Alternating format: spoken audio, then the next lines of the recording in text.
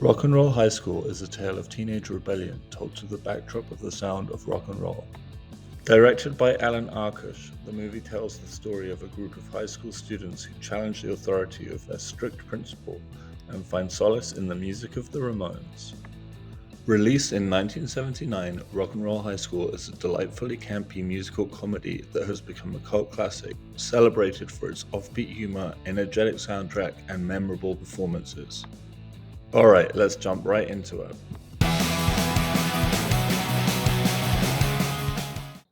Before being greenlit, the movie went through a lot of transitions. The original intention was for it to capitalize on the disco phenomenon of the time, but once Allan Arkush joined the project, the focus quickly shifted to rock and roll music.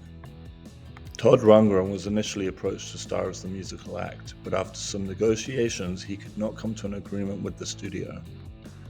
Cheap Trick was contacted next, but a similar situation happened and no deal could be struck.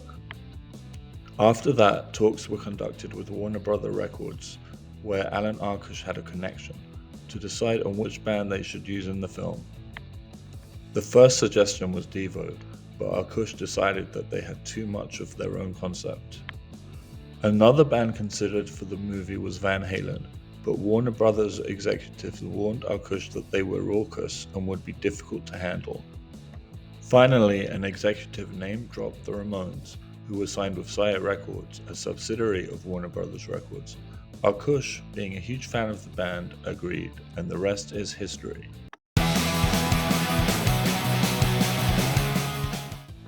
Most of the main actors were new to film.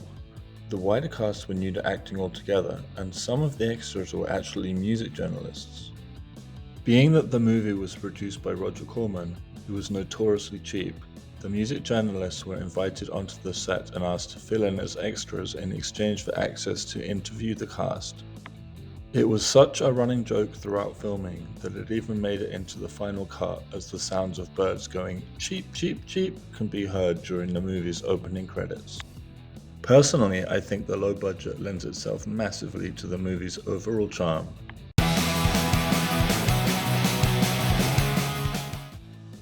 Of course, we have to talk about the Ramones.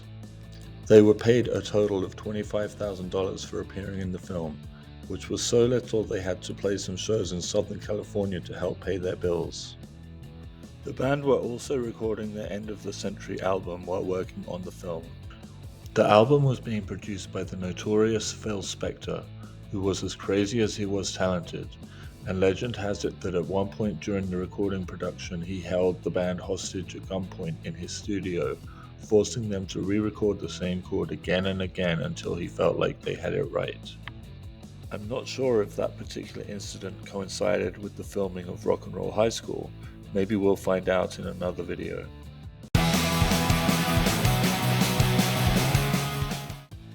Being that I'm a big fan of the movie, I was shocked to learn while researching this list that there was actually a sequel made.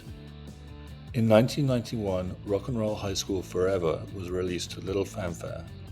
Not even bringing back some of the original writers, combined with the mighty star power of Corey Feldman, who was a big name at the time, could save the movie. The studio thought it was so bad they sent it direct to video with no money to spend on marketing, forever condemning it to obscurity.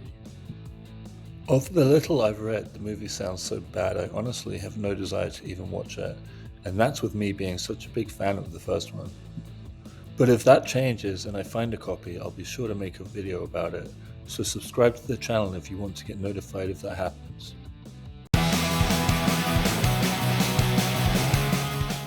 Dee Dee Ramone was only given 5 lines, but apparently he was such a bad actor those lines eventually had to be cut down to just 2.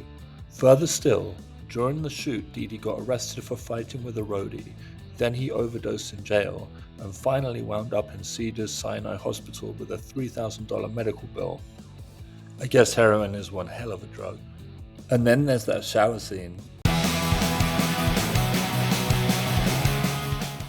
Despite playing a high school student, PJ Soles was 28 when the movie was filmed, and was actually older than 3 of the 4 members of the Ramones. Only Johnny Ramone is older than her. In the movie, she plays Riff Randall, a Ramones superfan, but prior to shooting she had not even heard of the band, never mind actually having listened to their music. And during the on-screen concert shoot, which was attended by actual Ramones fans, their uncontrollable raucous behavior terrified her, but the band grew on her and she ended up becoming a fan herself. During the Ramones concert sequence at the Roxy near the end of the film, Darby Crash, the late singer of the seminal Los Angeles punk band The Germs, along with Germs bassist Lorna Doone, can be seen in the front row. The Darby Crash cameo is of particular importance as we sadly lost him not long after.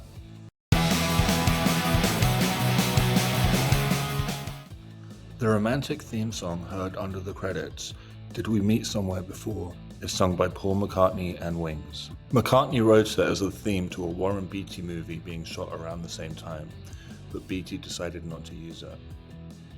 So a deal was swung whereby they were able to use the song for only $500 provided McCartney did not receive screen credit and it not make it onto the official soundtrack release. Look, I honestly couldn't care less about Paul McCartney and his Wings band, but considering the Ramones got their name from the guy, and the idea behind their whole aesthetic was inspired by the Beatles, it all ties together nicely and is worth a mention. If you don't know what I'm talking about, subscribe to my channel and get notified when I do a video on it. The role of Eaglebauer was meant to be played by Eddie Deezen, who is probably best known as the school nerd from the movie Grease, at least to me anyways. But he had to pass due to scheduling conflicts with the Spielberg movie he was shooting at the time. Knowing this, it becomes obvious the movie itself takes inspiration from Grease, which had just come out the year before and is also set in a high school, so I guess it would be hard not to. The role of Eaglebauer went to Clint Howard, the brother of Ron Howard, who played Richie Cunningham in Happy Days, which is fascinating because Eaglebauer is somewhat of a Fonzie type character. He even has his office in the restroom. Honestly, it's just so fascinating how all this stuff ends up weaving together.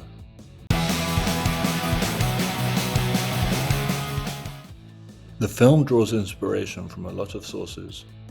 I already mentioned similarities with Grease and Happy Days, but it also clearly plays homage to 50s B-roll movies, which makes sense considering it's a Roger Corman production, and there are lots of Easter eggs throughout the movie that nod to this, like you can see old movie posters scattered here and there. And the movie poster has an uncanny resemblance to the one used for the movie Animal House, released the year prior, which in itself was also an inspiration for the movie.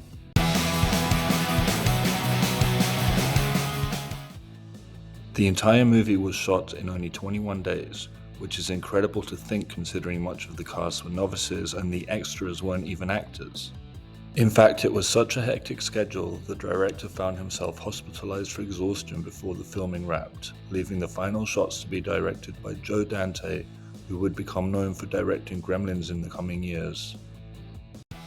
And that's 11 things you might not have known about the movie Rock and Roll High School.